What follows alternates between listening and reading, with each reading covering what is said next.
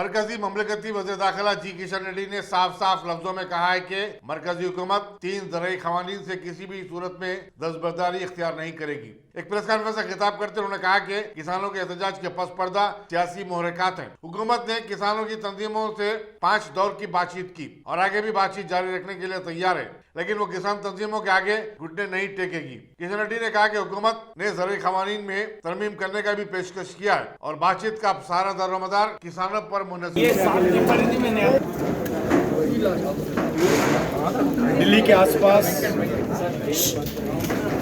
पंजाब के किसान यूनियन के नेतृत्व में जो भारत सरकार किसान के हित के लिए जो बिल्स लाए गए, बिल्स के खिलाफ आंदोलन कर रहे। इसी संदर्भ में भारत बंद हुआ था।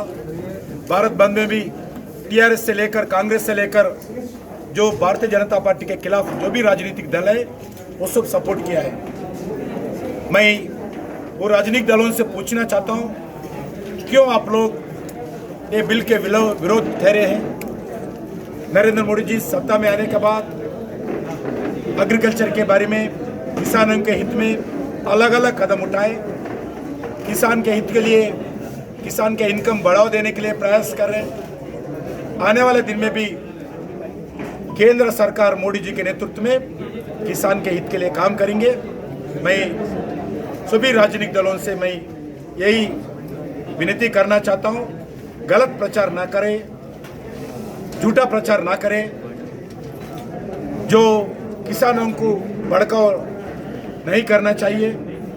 हम किसान का हित में काम करने वाले सरकार है, क्योंकि ये सरकार किसान का आशीर्वाद से सरकार सत्ता में आए।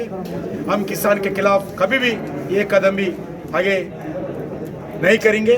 इसके लिए मैं किसानों से बातचीत करना चाहता हूँ, किसानों से विनती करना चाहता हूँ, आप लोग आपके मन में जो भी समस्या है हमारे से बातचीत करिए। केंद्र सरकार आप लोगों से बात करने को तैयार है। आपके मन में जो भी समस्या है वो दूर करने के लिए भारत सरकार तैयार है। Thank you sir.